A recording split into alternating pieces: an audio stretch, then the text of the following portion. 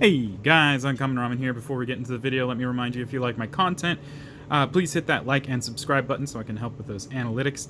Also, if you want to be notified as the content happens, hit the bell icon so you know when I upload videos. And then finally, if you would like to support me, hit me up on my Patreon at patreon.com/uncommonramen, capital U, capital R.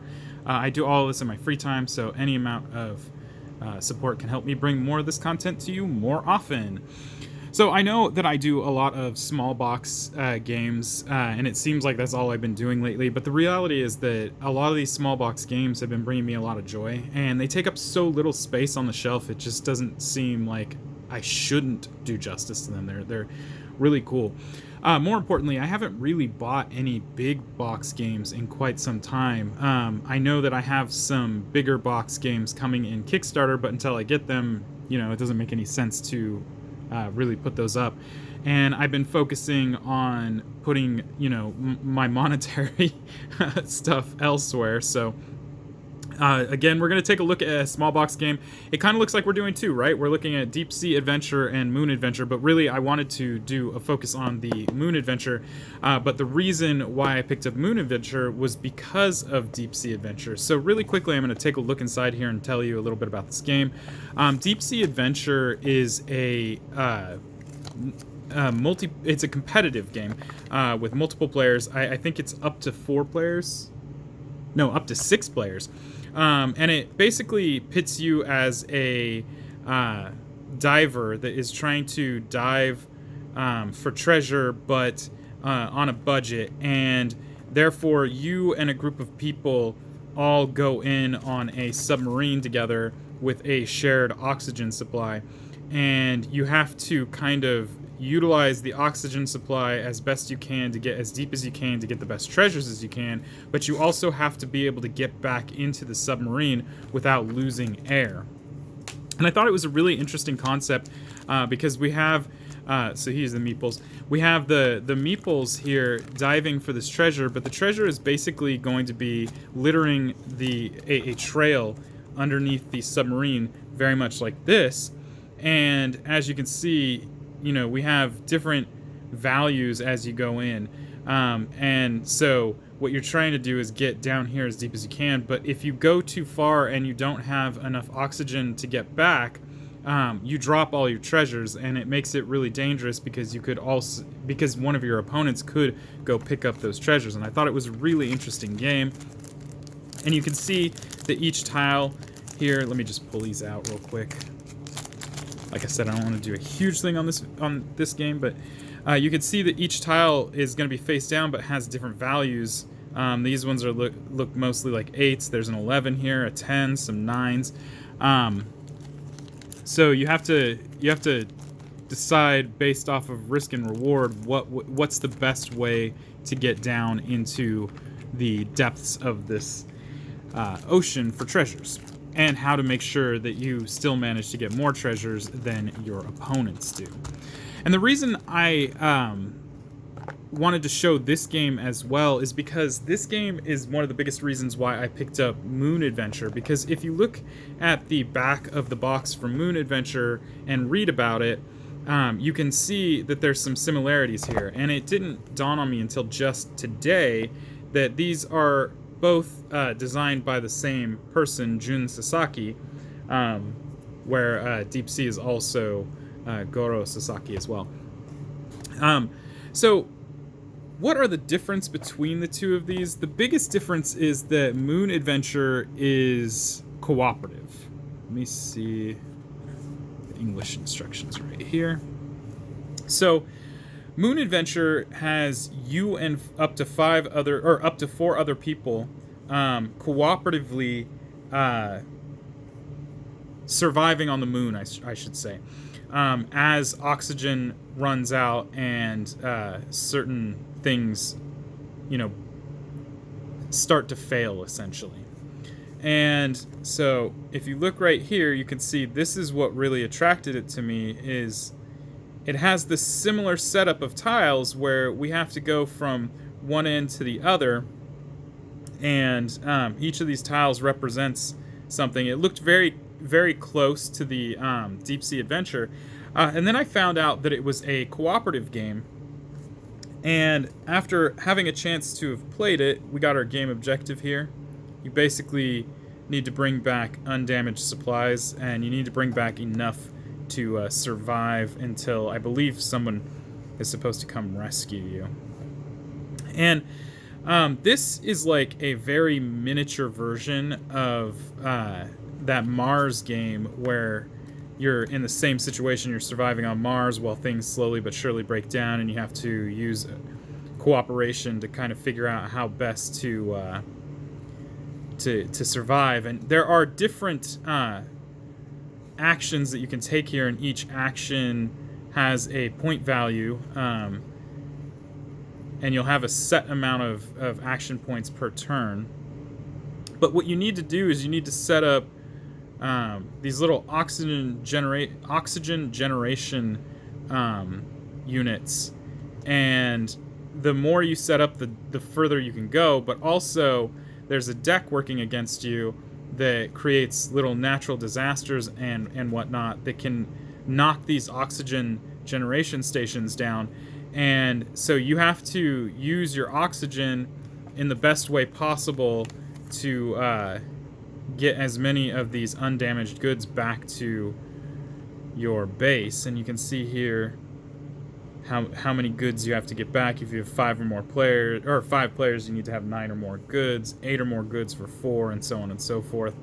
And it actually ended up being, in my opinion, a lot more difficult to win with this game than it was with Deep Sea Adventure, because Deep Sea Adventure, I mean, one person wins and everybody else loses, but really, like, in this one, it feels like a much bigger letdown, I should say. So here are these all the same? Oh yeah, okay. So this is the player aids. They have different colors for different players, but these are the player aids telling you what your actions are. And the cool thing is that these are all printed on one single card, and there's multiple languages here. So I thought that was pretty cool. Next up, we have some classes here. That was another big difference between this game and Deep Sea Adventure, is that this has a similar feel to Pandemic, where each role has a different thing that it can do that makes it a little bit unique by comparison to other people. So we have the Inventor, we have the Veteran, we have the Mechanic, we have the Rookie, we have the Athlete, we have the Inspector, we have the Engineer, we have the Mood Maker, the Flight Surgeon, the Carrier, and some rules about the Lunar Rover. There's a Lunar Rover in this game. So basically, each of these classes, if you will, they will allow you to do something a little bit more efficiently than, say, a normal character can. And then we have 2 little decks here. I can't remember which each one of these are. This, I feel like, is storage units. Not 100% sure. But I'm pretty sure this is storage units. And actually, I can look. Yeah, containers. So these represent the containers that you're going to put the goods in.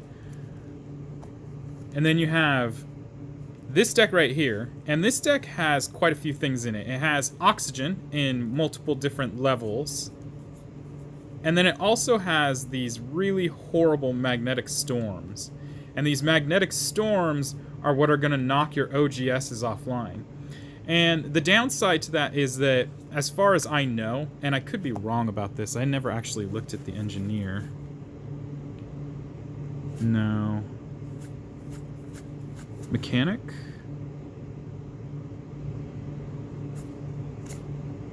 As far as I know, you can't reactivate a knocked out OGS.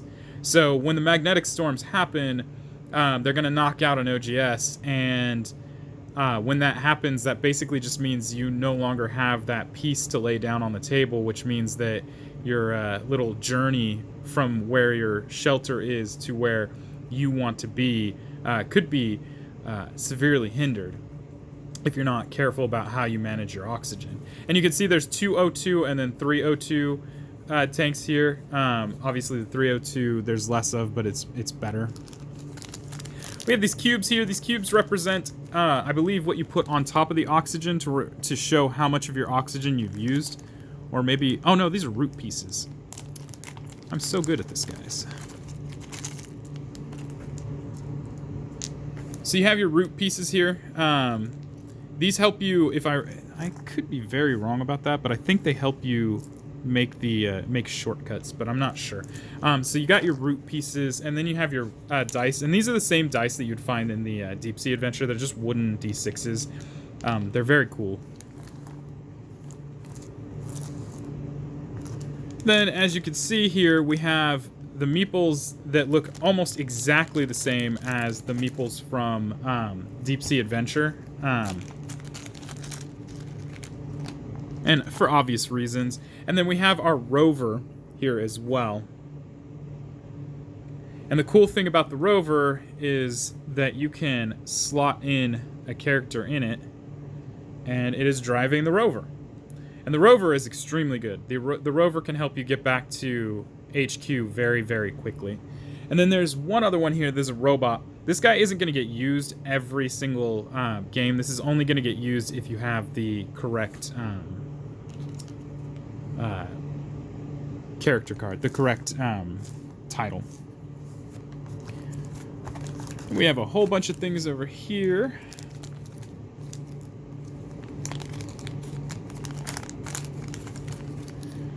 So for starters, we have our OGSs, and this is what I was talking about before. These are your oxygen generation systems. These, as you put them out, will help you replenish oxygen, if I remember correctly. And then this is the knocked out side, and this is what I mean. You have a limited amount of these.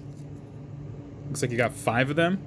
And when they get knocked out, they don't get removed from the board. They just get flipped over to this side, which means they kind of get stuck there. And, you know, I might be wrong about this, but I'm pretty sure, like I said, you cannot reactivate a oxygen generation system. Let me just double check here. It says place an OGS chip between...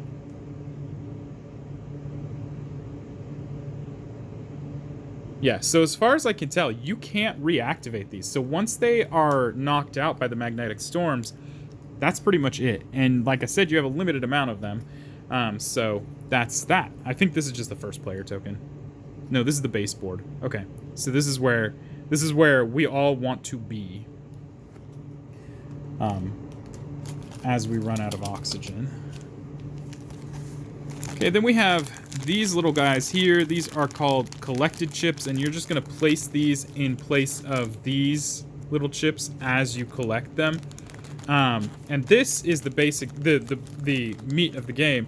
These chips right here are the damaged goods, and so on and so forth. Damaged and undamaged goods. So they're going to be, just like in Deep Sea Adventure, they're going to be face up like this. And then when you collect them, you'll flip it over. And what you're looking for are these little green ones, and you need a certain amount of them, depending on the number of players you have, to win the game. So just a really interesting concept, and that's why I ended up picking this game up, because it had such a similar look, but it was a cooperative version of Deep Sea Adventure. In both cases, we're talking about limited oxygen and grabbing mysterious items off the ground in order to, in hopes of finding, in Deep Sea Adventure, treasures, but in this game, undamaged goods. This one is cooperative, so you lose together, and so you have to work together really well in order to complete your goal. Whereas this one is competitive, and you just want to be the person with the most treasures, or at least the most valuable treasures.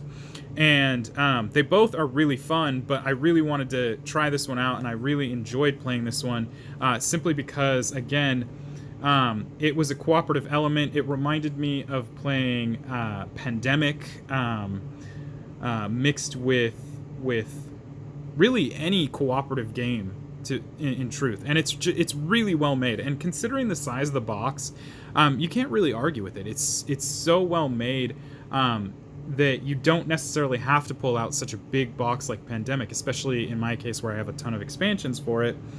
Sometimes it doesn't warrant that. This can support up to 5 players, and it's just super fun. So anyway, that is my video on Moonbase with a little featurette on Deep Sea Adventure. They're both made by Oink Games. They're both designed by the same individual. So if you have any other questions or comments, go ahead and leave those down below. And let's keep them positive. I'll be removing any negative comments. And guys, until next time, peace.